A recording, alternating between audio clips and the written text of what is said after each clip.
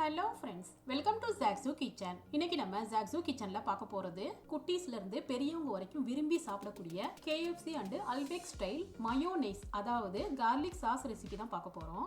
இந்த மயோனைஸை நம்ம முட்டை சேர்க்காம பால் சேர்த்து தான் செய்ய போறோம். குறைஞ்ச பொருட்களை வச்சு நிறைய அளவுல கிடைக்கக்கூடிய இந்த மயோனைஸ் ஒரு மாசம்னாலும் கெட்டு போகாதுங்க. இனி மயோனைஸை அதிக காசு கொடுத்து வெளியே வாங்காம வீட்லயே ஈஸியா செஞ்சிடலாம். ரமதான் வர்றதுனால இந்த மயோனைஸை முன்கூட்டியே செஞ்சு வச்சிட்டீங்கன்னா samosa, nuggets, french fries dip பண்ணி சாப்பிட்றதுக்கு ரொம்ப ஈஸியா அண்ட் டேஸ்டாகவும் இருக்குங்க.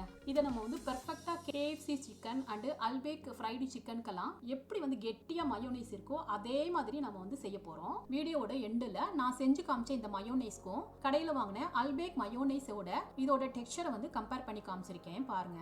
வாங்க ஃப்ரெண்ட்ஸ், ரொம்ப டேஸ்டியான கெட்டியான மயோனைஸ் எப்படி செய்யணும்னு பார்க்கலாமா? ஃப்ரெண்ட்ஸ், இந்த வீடியோ உங்களுக்கு பிடிச்சிருந்ததுன்னா லைக் பண்ணி ஷேர் பண்ணி சப்ஸ்கிரைப் பண்ணிக்கோங்க. இந்த வீடியோ உங்களுக்கு பிடிச்சிருந்ததுன்னா வீடியோக்கு ஒரு லைக் கொடுங்க ஃப்ரெண்ட்ஸ்.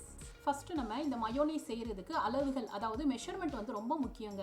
நான் எல்லா பொருளையும் 250 ml உள்ள ஒரு கப்பால தான் எல்லாத்தையுமே அளந்து எடுத்திருக்கேன். நீங்க பவுல் இல்லைன்னா கிளாஸ்னாலும் எந்த கப்பால அளக்குறீங்களோ அதே கப்ல எல்லா பொருளையும் அளந்து எடுத்துக்கணும். இந்த மயோனைஸ் செய்யறதுக்கு மொத்தமே இந்த பொருட்கள் மட்டும்தான் தேவைப்படும். எண்ணெய் 1 கப்பு தேவைப்படும். எண்ணெய் குக்கிங் ஆயில், வெஜிடபிள் ஆயில் எதுனாலும் எடுத்துக்கலாம். 3/4 கப்பு பால், 1/4 கப்பு கார்ன்ஃபிளவர், 1 கப் அதாவது 250 ml தண்ணி, 1 டீஸ்பூன் உப்பு, 2 எலுமிச்சம்பழத்தை பிழிஞ்சு 2 டேபிள் ஸ்பூன் எலுமிச்சம்பழ சாறு எடுத்து வச்சிருக்கேன்.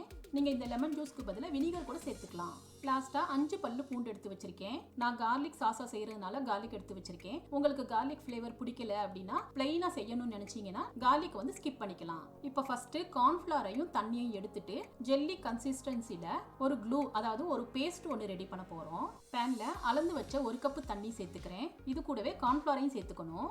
இப்போ இது ரெண்டையுமே கட்டிகள் எதுவும் இல்லாத அளவுக்கு நல்லா மிக்ஸ் பண்ணிக்கணும். ஃப்ரெண்ட்ஸ், நான் இன்னும் அடுப்பை ஆன் பண்ணல. ஆன் பண்ணாம தான் நான் மிக்ஸ் பண்ணிட்டு இருக்கேன். கார்ன்ஃபிளவர் தண்ணி நல்லா மிக்ஸ் ஆயிடுச்சு பாருங்க. இப்போ அடுப்பை ஆன் பண்ணிட்டு நம்ம லோ ஃப்ளேம்லேயே வச்சுட்டு இதை ஒரு 4 நிமிஷத்துக்கு குக் பண்ணிக்கணும். அடுப்பை லோ ஃப்ளேம்லேயே வச்சுட்டு இதை கைவிடாம நம்ம கலந்துக்கிட்டே இருக்கணும். இப்போ ஒரு 2 நிமிஷத்துல பாத்தீங்கன்னா இது நல்ல வெள்ளையா இந்த மாதிரி திக்காயிட்டே வரும். சைட்ஸ் எல்லாம் எடுத்து விட்டு நல்லா கலந்து விட்டுக்குங்க ஃப்ரெண்ட்ஸ். ஆனா நம்ம கைவிடாம கலந்துக்கிட்டே தான் இருக்கணும். இப்போ மறுபடியும் ஒரு 2 நிமிஷத்துல இது பாத்தீங்கன்னா நல்லா திக்காயி வெள்ளையா இருந்ததெல்லாம் கலர் சேஞ்ச் ஆகி நல்ல கிளாஸியா ப்ளூ மாதிரி இருக்கு பாருங்க. இப்போ இது நல்லா திக்காயிடுச்சு பாருங்க. இப்போ அடுப்பு ஆஃப் பண்ணிக்கலாம். இது கொஞ்சம் ஆறட்டும். இப்போ நம்ம ஜெல்லி மாதிரி கார்ன்ஃபிளவர்ல செஞ்சிருந்தோம்ல, அது 1 கப் இருக்கு. இதுல இருந்து 1/2 கப்பு மட்டும் அளந்து எடுத்துக்கணும். பாருங்க ஃப்ரெண்ட்ஸ், இந்த மாதிரி அளந்து எடுத்துக்கிட்டேன். ஃப்ரெண்ட்ஸ், மயோனைஸ்க்கு இப்ப செஞ்ச நம்ம ஜெல்லி தான் பேஸ். இந்த ஜெல்லினால தான் மயோனைஸ் நல்லா திக்கா ஒயிட்டா கிரீமியா இருக்கும். இப்போ எல்லாத்தையுமே பிளெண்ட் பண்ணிடலாம். நான் சாப்பர் எடுத்திருக்கேன். சாப்பர்ல ஈஸியா மயோனைஸை பிளெண்ட் பண்ணிடலாம். இப்போ நம்ம எடுத்து வச்சிருந்த 5 பல்லு பூண்டை பொடியா கட் பண்ணிட்டு இதை பிளெண்டர்ல சேர்த்துக்கிறேன். இப்போ இதுல நம்ம ஏற்கனவே ரெடி பண்ணி வச்சிருந்த கார்ன்ஃபிளவர் ஜெல்லி இருக்குல்ல, அதை சேர்த்துக்கலாம். இப்போ இதை க்ளோஸ் பண்ணிட்டு நம்பர் 1 ஸ்பீட்ல வச்சுட்டு 1 நிமிஷத்துக்கு இதை நல்லா பிளெண்ட் பண்ணிக்கணும். பாருங்க ஃப்ரெண்ட்ஸ், பூண்டு கார்ன்ஃபிளவர்லாம் நல்லா பிளெண்ட் ஆயிருக்கு. இப்போ இதுல நம்ம ஏற்கனவே எடுத்து வச்சிருந்த 3/4 கப்பு பாலை சேர்த்துக்கலாம். லிட்டை க்ளோஸ் பண்ணிட்டு மறுபடியும் 1 நிமிஷத்துக்கு பிளெண்ட் பண்ணிக்கணும். இப்போ இதுல நம்ம ஏற்கனவே எடுத்து வச்சிருந்த உப்பை சேர்த்துட்டு மறுபடியும் அரைச்சிக்கலாம். இப்போ இதை பார்த்தீங்கன்னா தண்ணியா ஃப்ளூயி கன்சிஸ்டன்சில இருக்கு பாருங்க. இப்போ பிளெண்டரை ஆன் பண்ணிக்கிட்டே இந்த லிட்டோட ஹோல்ஸ் வழியா நம்ம எடுத்து வச்சிருந்த எண்ணெயை மொத்தமா சேர்த்துக்கணும். நம்ம இந்த மாதிரி எண்ணெய் சேர்த்து ஹை ஸ்பீட்ல நம்ம பிளெண்ட் பண்றப்போ இது பைண்ட் ஆகி வருது பாத்தீங்களா, இதை தான் நம்ம எமல்சிஃபையர்னு சொல்லுவோம். 1 நிமிஷம் பிளெண்ட் பண்ணிட்டேன். இப்போ மயோனைஸை செக் பண்ணிடலாம். மயோனைஸ் நல்லா திக்கா இருக்கு. முன்ன எவ்வளோ ஃப்ளூயியா இருந்தது, இப்போ நல்லா திக்கா இருக்கு பாருங்க. இப்போ மறுபடியும் லிட்டால க்ளோஸ் பண்ணிட்டு பிளெண்டரை ஆன்லயே வச்சுட்டு நம்ம லாஸ்டா எடுத்து வச்சிருந்த 2 டேபிள் ஸ்பூன் லெமன் ஜூஸை சேர்த்துக்கலாம். மறுபடியும் 1 நிமிஷத்துக்கு இதை நல்லா பிளெண்ட் பண்ணிக்கணும். ஃப்ரெண்ட்ஸ், இந்த மயோனைஸ்ல நம்ம லெமன் ஜூஸ் சேர்க்கிறப்ப தான் இந்த மயோனைஸ் பார்த்தீங்கன்னா பூண்டோட காரத்தோட கொஞ்சம் புளிப்பா டேங்கி டேஸ்ட் சூப்பரா இருக்கும். மயோனைஸ் எவ்வளோ கெட்டியா இருக்கு பாருங்க.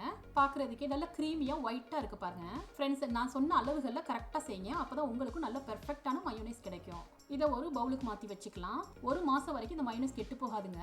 ஃப்ரெண்ட்ஸ், நீங்க ஸ்டோர் பண்றதா இருந்தா இந்த மாதிரி கிளாஸ் ஜார்ல மயோனைஸை சேர்த்துட்டு 1 மாசம் வரைக்கும் நம்ம ஃப்ரிட்ஜ்ல வச்சுக்கலாம். இப்போ நான் செஞ்ச மயோனைஸும் கடையில வாங்கின மயோனைஸும் எப்படி இருக்குன்னு பாருங்க. இது சவுதியில இருக்கிற ரொம்ப ஃபேமஸான அல்பேக் ப்ரோஸ்ட்ங்க.